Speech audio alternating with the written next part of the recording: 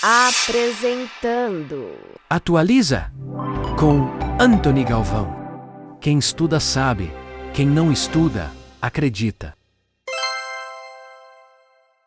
Pronto, agora vamos para o segundo corte do debate. Você já deve ter assistido o primeiro corte. Não sei o que foi que você achou. Vou deixar apenas para você opinar aí. Deixar sua mensagem aqui. Este é o segundo corte do debate entre o Edson Toshio e o Paulo Vitor Siqueira Religioso. Vamos para o segundo corte. Eu sei que é gritante a coisa, né? Mas vamos lá. É incrível como você não consegue pensar. Mas mesmo se estiver errado, por que Deus não existe? Por que você seguiria?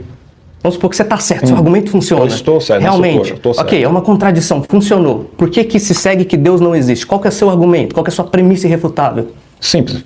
Quando eu estou comparando Bíblia, exatamente porque, como você disse, acredita que ela é inerrante. Já provei que não é. Eu estou dizendo que tem cristãos que não acreditam nem por isso. Eu não estou falando de outros cristãos, estamos falando eu e você aqui. Tem gente que não acredita, por exemplo, se eu pegar católicos... Relação lógica.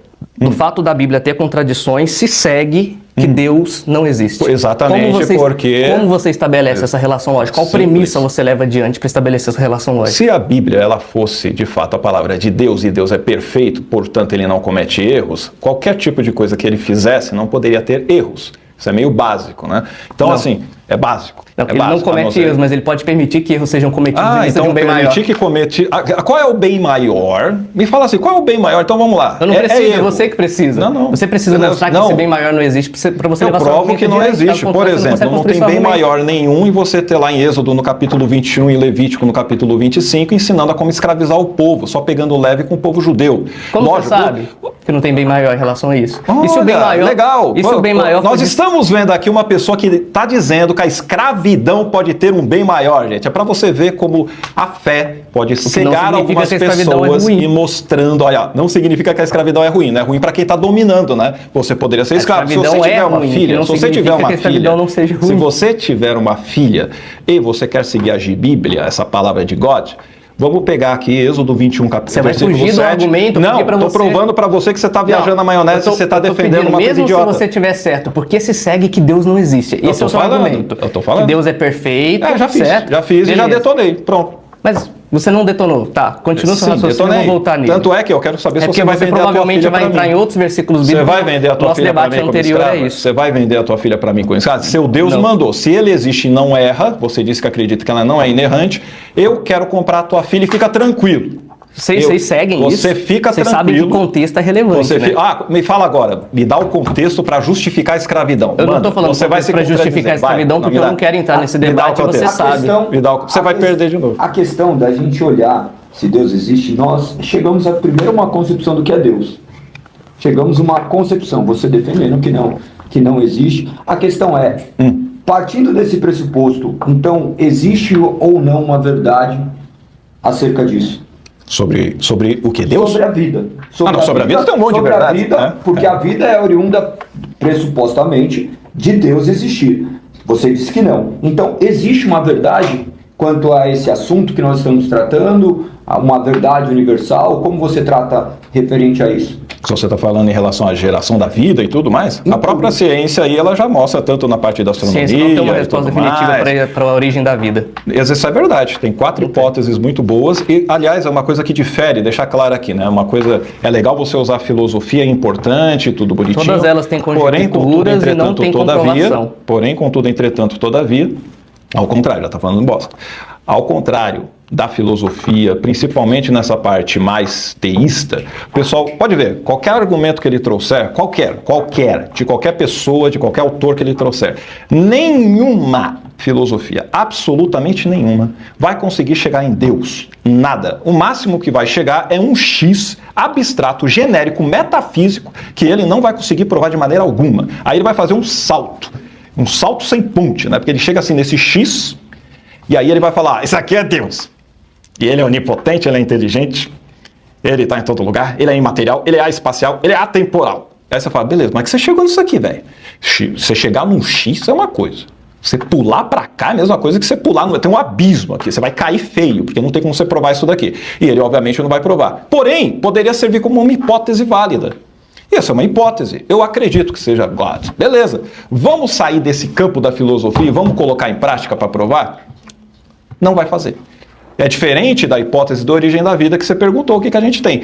Isso é um fato. Não temos, até o momento, uma teoria sobre a origem da vida, batido o martelo a isso daqui. Porém, temos no mínimo 4 hipóteses que são testadas, inclusive, não só em laboratório, observadas no universo, como, por exemplo, a questão das fumarolas hidrotermais. Você tem desde a sopa primordial, que era anteriormente, você tem a questão da panspermia cósmica, e, além de tudo, você tem do mundo de RNA. Isso tudo, você tem artigos científicos publicados ao longo de décadas, mostrando a realidade ali, como que a vida pode ter surgido, inclusive, e todas elas, adivinha, nenhuma, tem Deus nenhum mostrando ali. Aliás, tudo no universo que você explica na ciência, tudo que tem aqui, ó, tem ciência, tudo.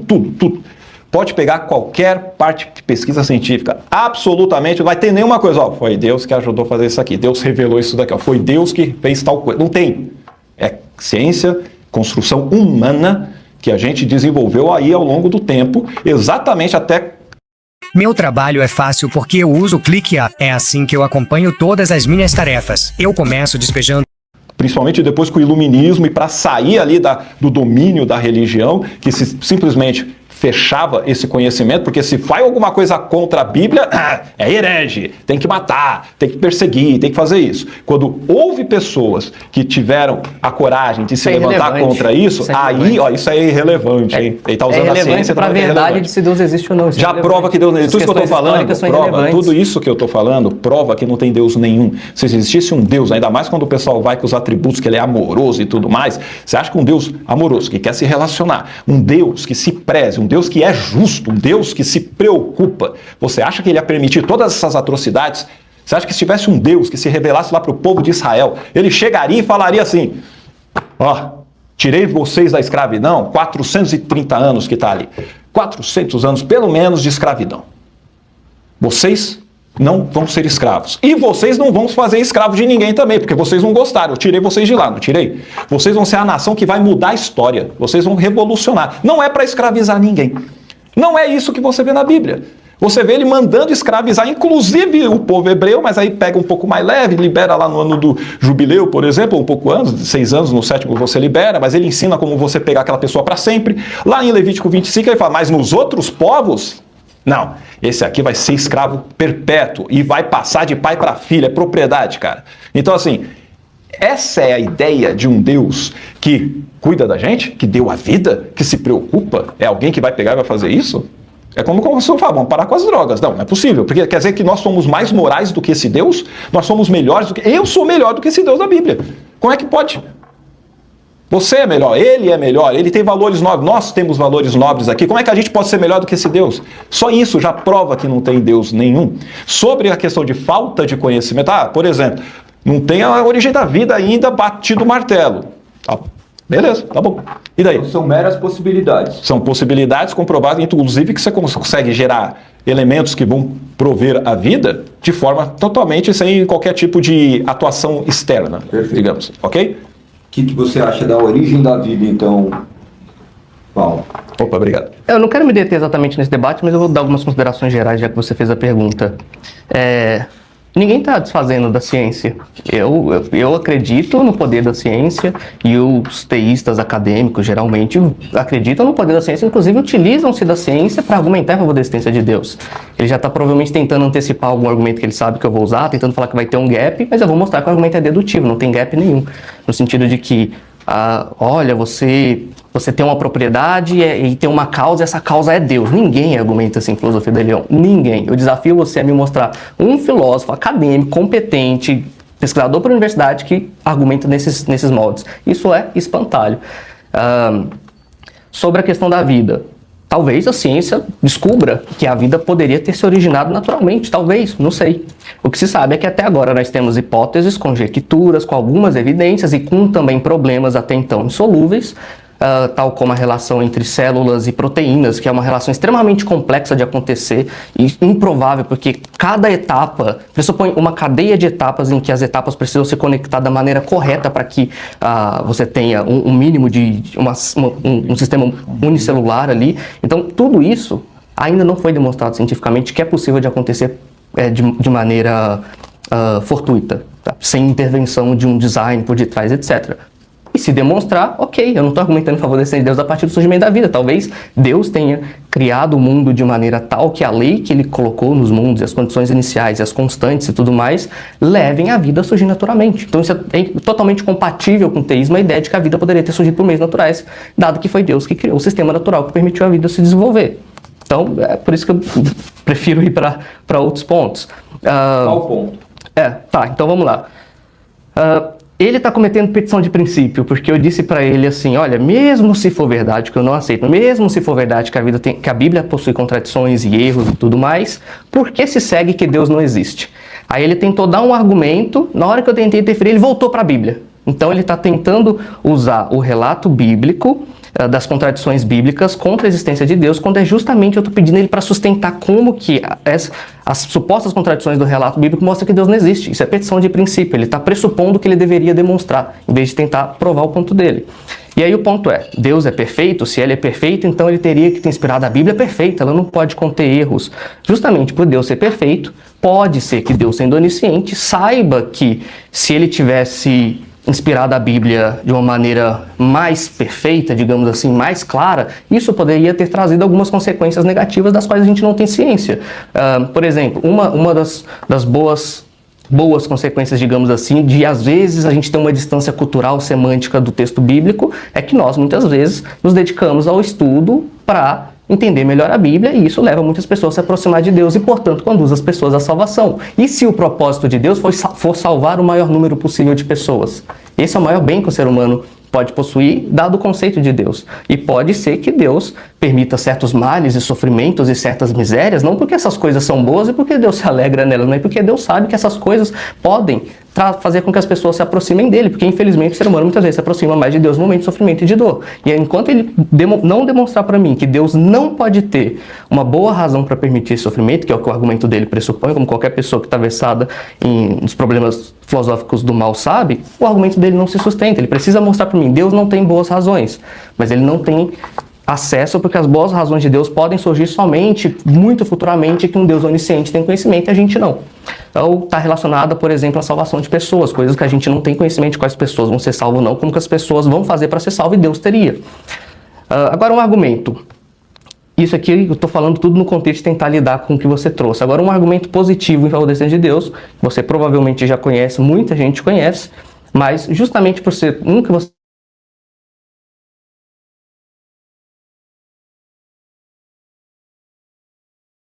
me mostra onde existe um gap nesse argumento. Você já conhece o argumento cosmológico Calum, tudo que começa a existir tem uma causa, as coisas não brotam, não passam a existir a partir do nada. Ele gosta muito de falar de, olha para as coisas, eu nunca vi nada surgindo a partir do nada. Não é essa a defesa filosófica, tá? Mas só pegando um pouco a vibe dele de falar. Tudo começa a existir tem uma causa, o universo começou a existir, podemos fornecer, inclusive, evidências científicas em favor disso, como o modelo padrão cosmológico é de que o universo teve um início há 14 ou 15 bilhões de anos atrás, num estado de extrema densidade.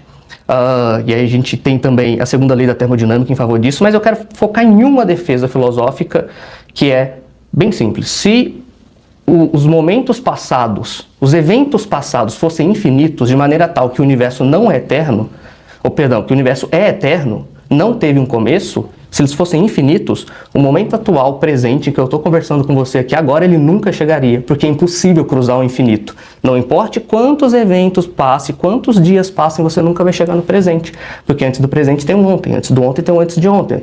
2024, 2023, 1900 e bolinha, e etc. Se fosse infinito esses eventos passados, o presente nunca chegaria, dado que chegou, os eventos passados não são infinitos, e dado que o universo, essa realidade espaço-tempo, e ele é indissociável do tempo na medida em que ele sempre possui algum tipo de movimentação, mesmo no nível subatômico, isso já é suficiente para gerar temporalidade, o próprio universo tem de ter tido um começo. Já que não pode regredir infinitamente no tempo, ele tem que ter tido um começo.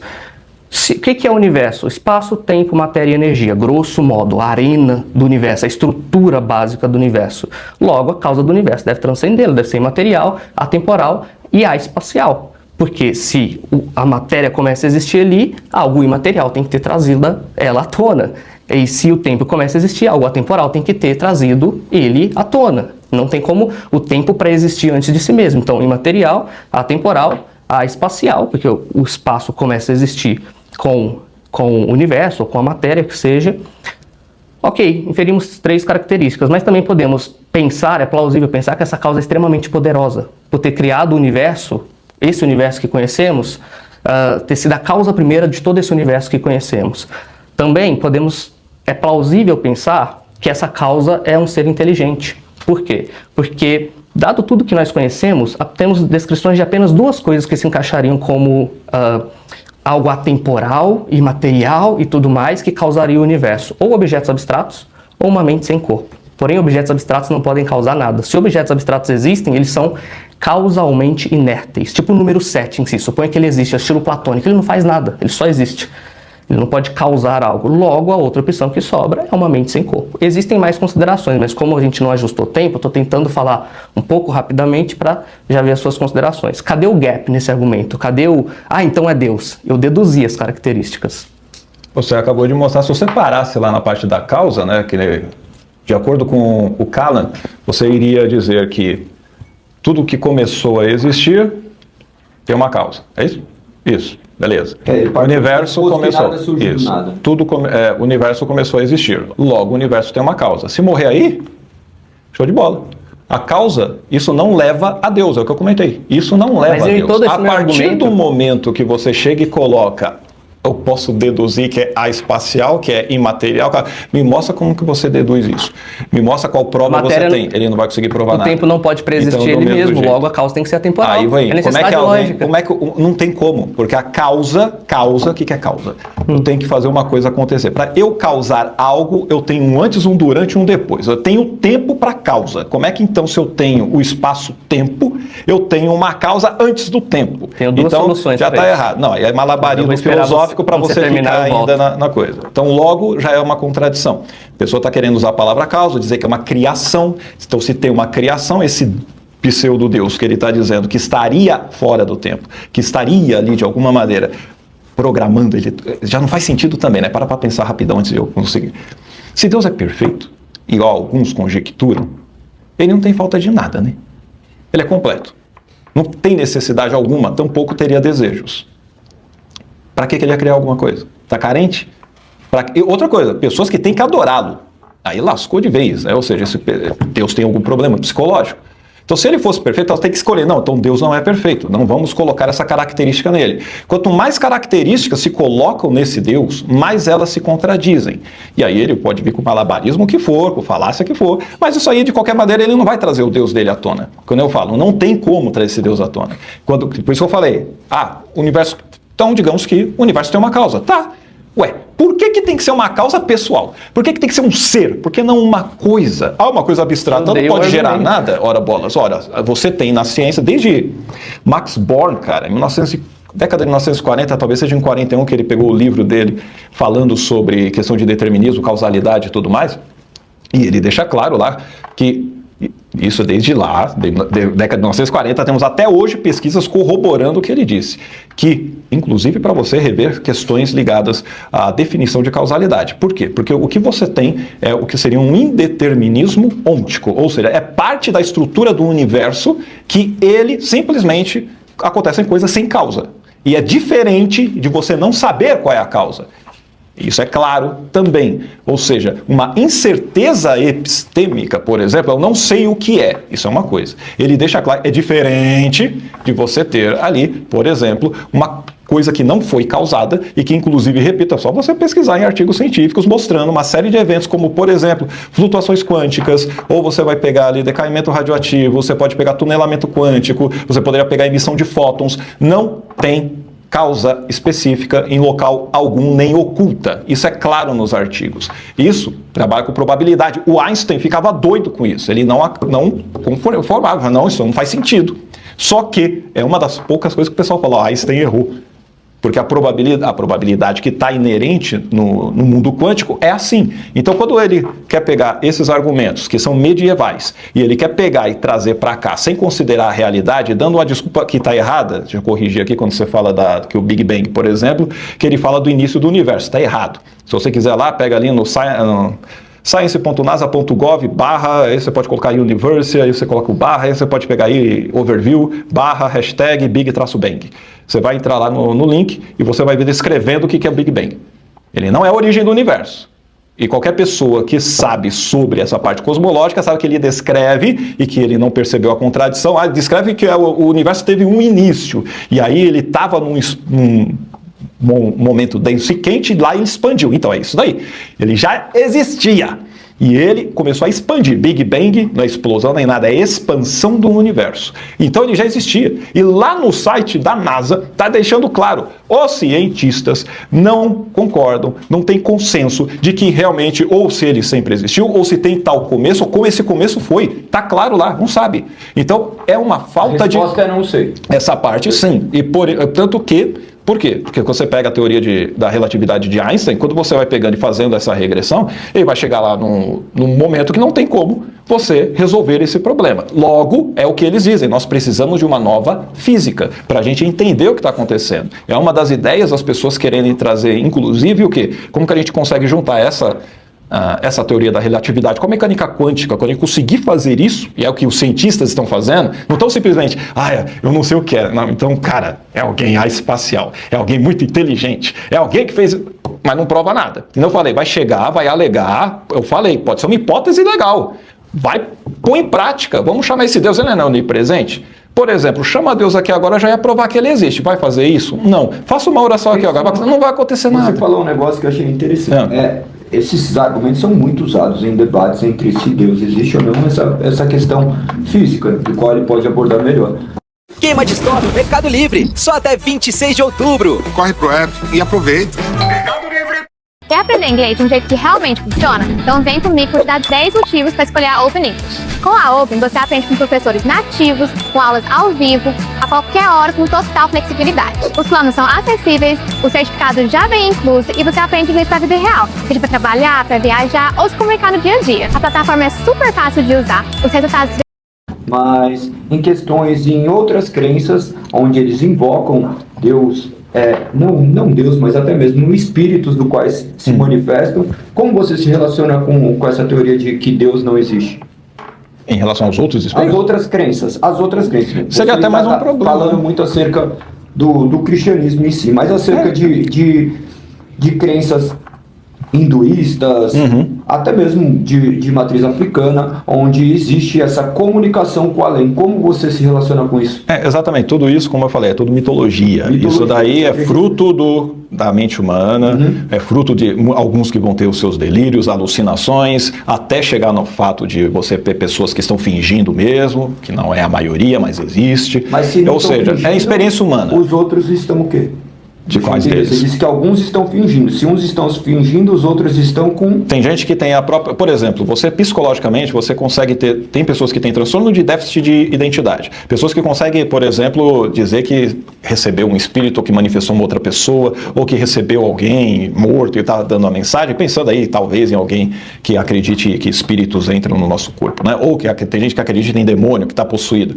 É a mesma coisa. Você pode ter pessoas que são induzidas hipnoticamente, tranquilo, você vê isso várias vezes, para quem já trabalha com hipnose ou que já fez cursos de hipnose, que já assistiu shows de hipnose, você vai ver que tem muita gente que sai alucinando um monte de coisa, e isso sempre de acordo com a cultura dela. Religião é cultural. Nós estamos no Brasil, 80% hoje é cristã. Antes era 100%. Então, assim, o foco... 100% eu estou exagerando, porque tinha os índios também, né? Não vamos exagerar, não vamos exagerar. Não vamos exagerar. Você também estava. Não, eu digo antes... eu era 20 anos, eu fiquei me enganando mesmo. Mas assim, vamos lá. E eu cheguei, inclusive, depois que eu parei com o cristianismo, eu continuava acreditando igual o Etaconá. Não, deve ter alguém que criou as coisas, deve ter alguém que fez isso e tal. Só que quando você vai estudar, de verdade, e pega o que está sendo falado na ciência. E não tem só esse modelo, tem vários outros que não são especulações, que não são hipóteses que o pessoal não testa. Tem vários modelos cosmológicos que trabalham inclusive com questão de mecânica quântica e mostrando que você tem essa não causalidade e que pode gerar inclusive o universo. Isso existe. 4, 5, 6, 7, tem vários modelos. E ele sabe porque ele acompanha debates, inclusive, do William Lane Craig com outros caras, e os caras vão trazer isso. E é normal, é só pegar, pesquisar e tem. Pegar e falar que não tem o que a gente não conhece tudo, obviamente a gente não conhece tudo, mas não é porque a gente pegou e falou, não sabemos isso aqui ainda. Não segue que isso seja Deus. Entende? Não segue que isso seja Deus. E ninguém sério na academia, na ciência, está trabalhando pensando, eu vou descobrir Deus. Seria até engraçado. Quer dizer que Deus está brincando de esconde-esconde. Eu estou tendo que procurar ele lá na vastidão do universo para ver. Achei, God! O que você está fazendo aí? É como se ele estivesse atrás da cortina. Pô, você está se escondendo por quê? Você quer que eu te ajude a se expressar melhor, né? Eu, por acaso, né, ajudo as pessoas com oratório e tudo mais. Você quer que eu ajude você a vencer o seu medo de falar em público, de aparecer? Seria legal, né? Porque, assim, do jeito que você está fazendo, é uma confusão do caramba. Não consigo ver bem nenhum, como ele comentou assim, que Deus, de repente, para não passar batido, ele comentou que Deus poderia ter deixado escrever errado a Bíblia simplesmente porque pode ter um bem maior aí para levar a pessoa a estudar. Você fala, caçamba, né? Quer dizer, então, que ele está alegando que esse Deus que deveria ser perfeito e saberia de todas as coisas, ele não sabe que uma comunicação clara, assertiva, específica, que inclusive pelas pesquisas científicas na parte de